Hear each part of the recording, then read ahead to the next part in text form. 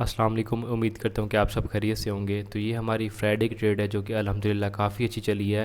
अगर ओवरऑल हम ये मूव देखें तो तकरीबन 1000 पिप्स के अराउंड 977 पिप्स के अराउंड ये मूव है जो कि मार्केट ने हमें हमारे जोन से दिया है। ठीक है। और ये 1:5 की ट्रेड है जो कि हमारी कम्युनिटी ने कैप्चर की है। मैंने अपनी कम्युनिटी में अपडेट दी थी कि जिन्होंने ट्रेड ली हुई है वो इसको यहाँ तक होल्ड करें, और ये हमारा 1:5 का टीपी हिट हो गया है। ये ज़ोन था जो कि कल मैंने यहाँ पे आप देख सकते हैं कि 8:04 पे अपनी कम्युनिटी में शेयर किया था कि ये जी बाइंग ज़ोन है। इसके अलावा जो मेरी दूसरी कम्युनिटी है थोड़े करीबी लोगों वाली, इनर सर्कल वाली, उसमें भी मैंने यहाँ पे प्राइस बताई थी कि यहाँ पे आप लिमिट वगैरह लगा सकते हैं। ठीक है। और ये कब तक वैलिड है ये भी बताया था। आज ये लिमिट सुबह आके पिक हुई है, और इसकी जो रीज़न है, ये हमने ये वाला एरिया क्यों चूज़ किया वो मैं आपको बता देता हूँ। बेसिकली ये 1H का हमारा जोन था, और 1H का हमारा जो जोन होता है वो काफ़ी स्ट्रॉन्ग होता है। जो भी मैं शेयर करता हूँ वो मैंने नहीं देखा कि मेरा 1H का जोन कभी फेल हुआ हो। ठीक है। वो कम से कम 600-700 पिप्स लाजमी देता है। ठीक है। अच्छा, इसकी रीज़न ये थी, ये एरिया हमने क्यों चूज़ किया है। यहाँ पे मार्केट ने लिक्विडिटी स्वीप की है नीचे से। ठीक है। ये फेक ब्रेकआउट था, नीचे की तरफ फेक ब्रेकआउट था। उसके बाद मार्केट ने ऊपर यहाँ पे मार्केट स्ट्रक्चर शिफ्ट कर दिया है। आप यहाँ पे देखें तो यहाँ पे स्ट्रक्चर शिफ्ट हुआ है। ठीक है।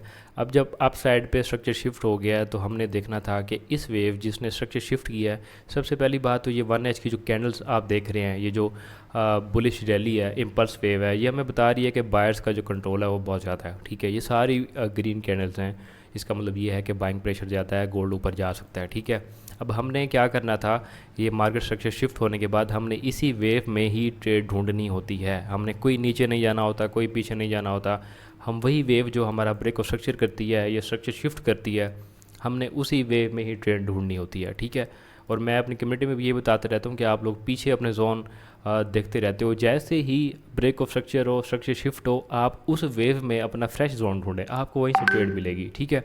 उसके अलावा पीछे जाने की ज़रूरत नहीं है। पीछे वाली प्राइस पे मार्केट फिर आज नहीं, कल नहीं, पता नहीं कितने दिन बाद आए, आप तब तक बैठे थोड़ी रहेंगे। हम तो डे ट्रेडर है ना, हमने दिन में ट्रेड फाइंड करनी होती है। अच्छा जी, मैंने ये वाला जोन मार्क किया था, उसकी वजह ये थी कि एक तो ये हमारा डिमांड एरिया था। ठीक है। ऑर्डर ब्लॉक भी था, ये ऑर्डर ब्लॉक है, इसको अगली कैंडल ने इनगल्फ किया हुआ है। ये हमारा ऑर्डर ब्लॉक का एरिया है, और ये हमारा एफ भी है। ठीक है। ये हमारा एफ ऑर्डर ब्लॉक है, और ये हमारा जो है जो जोन है वो काफ़ी अच्छा है पड़ा। उसकी वजह ये है कि अगर आपके पास गैन बॉक्स है तो आप गैन बॉक्स अगर लगाएं swing low to swing high, ठीक है, यहाँ तक मूव था ना इसका, तो ये हमारा जो एरिया है वो 0.5 से नीचे आता है। हमेशा जब भी आपने बाय की या सेल की ट्रेड फाइंड करनी होती है, आपने हमेशा डिस्काउंटेड जोन में बाय की ट्रेड फाइंड करनी होती है। यानी कि ये गैन बॉक्स लगा लें, जो भी आपने जोन मार्क किया ना, आपको मैं अच्छा तरीका बता देता हूँ, सबसे बेहतरीन तरीका ये देखने का कि आपका जोन अच्छा है या नहीं। जो भी आपने जोन मार्क किया है ना, swing high to swing low, ये गैन बॉक्स की सेटिंग है। ठीक है। ये कर लें, और ये इस तरह इसकी सेटिंग है, ये वाली सेटिंग है, ये कर लें। आप swing to low to swing high अपना ये गैन बॉक्स लगा लिया करें। अगर आपका जो एरिया है, जो भी जोन है, इस गैन बॉक्स के 0.5 से नीचे वाले एरिया में फॉल कर रहा है, तो मतलब वो आपका जोन अच्छा है। अगर वो इससे ऊपर आ रहा है, फिर इसका मतलब ये है कि वहाँ आप गलत बाय कर रहे हैं। ठीक है। आप ऊपर से बाय कर रहे हैं, आप अर्ली बायर हैं, और आपको मार्केट निकाल देगी। ठीक है। तो ये हमारा एरिया डिस्काउंटेड जोन में आ रहा था। ठीक है।